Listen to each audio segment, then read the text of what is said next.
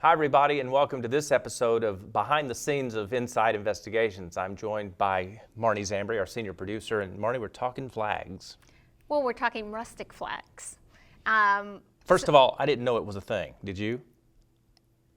Well, I've got a few rustic flags, not by the Rustic Flag Company, but I think that when you say rustic flag, you talk about Americana, wooden flags. People use them to decorate their home all over the place, quite honestly. So it is a thing. What I didn't realize that it's a thing with is that a lot of folks that have been in the military, they receive like these commemorative flags, and it's great that they have this concept that you can make them in wood and use them as decoration in your house. And it commemorates the service of the people that were in the military or first responders, but then we ran into a mess. Yes, we did. And this is, again, we say this over and over again.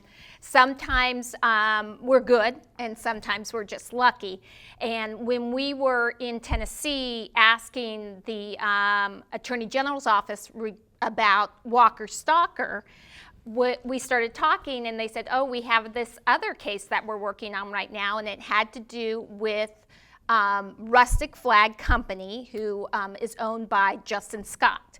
And you can tell a little bit about what the Rustic Flag Company and what they did. Okay, Justin Scott, a former member of the National Guard, he starts his own small little company building these commemorative wooden flags. It blows up, it becomes extremely popular, and he starts taking a lot of orders and making a lot of money. Well, as you can imagine, one thing leads to another, and Mr. Scott starts taking a lot more money than producing flags, and so he gets upside down and it becomes a mess, a huge, huge mess. Well, and I think when you kind of unpack everything about this story, I think that he had a really good idea on the onset and had great intentions.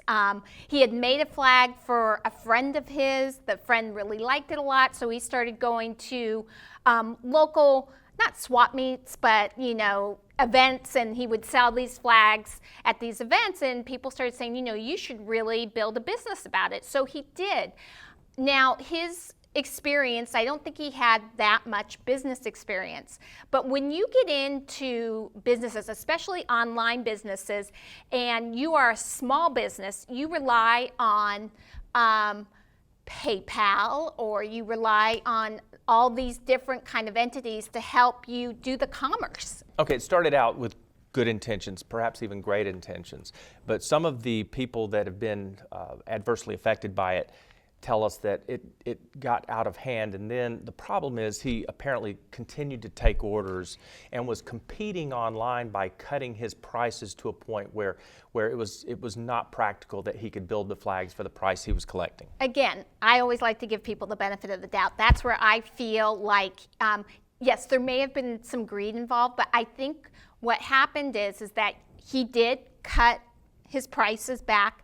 But again, he didn't take into account how much it cost to actually make each project, how much time it was going to take to make each project, and I don't think that he understood how much of a cut. And the other problem is that he kept taking orders, but when you have another platform, when you're not controlling the platform that sends it out, you can't just stop it.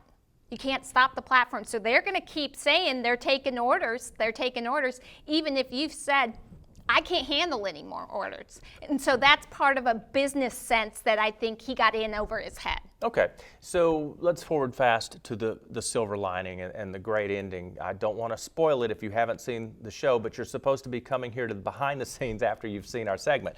And so we found this wonderful family in Alabama, and a gentleman his wife wanted to commemorate his 30 years of service, and she purchased one of these flags. It didn't show up. She felt that she'd been ripped off, and then Marnie, we found a great company in Texas. Yes. So when we set out to do these stories, we always want to have a resolution of some sort. So in this case, we knew that Rustic Flag was not going to be able to fulfill these orders. So we started looking outside the box, and we found this other flag company called That Flag Company in Granbury, Texas. And that's so random because it's such a small town in Texas. And we'd been to Granbury, Texas, where yeah. Tiny Homes was. So they're based there, and it was a father-son team. They both served in the military. The son still serves in the military, and he started making these flags just like other veterans that have made these wooden flags. But anyway, when all this was going on, his flag company, that flag company, was being confused with Rustic Flag, and so they were getting emails saying, why haven't you sent my flag? And so what they started doing is that they wanted to help out these veterans who had not received their flags. So they asked the people who hadn't received flags, send them emails, tell us your backstory, and we're going to try to make it right for every person who did not receive a flag, one flag at a time. You know, they didn't make any promises, and they weren't charging anybody. So I thought that that was so unique that somebody was stepping up, and they had, you know, they had no obligation to do anything to help these other veterans, but they did because, one, they love their country and they love the people that serve in their country, but they're also just, they're great people. Yeah, it awesome. really restores your faith in humanity. Yeah. And so Inside Investigations made a contribution to that flag company, which stands for Time Honored and True. And our family got a flag. He retired and he had a smile on his face, and we helped make that happen. Marnie, thank you so much for your efforts on this. No, it was a great story. Okay, we'll see you guys next time.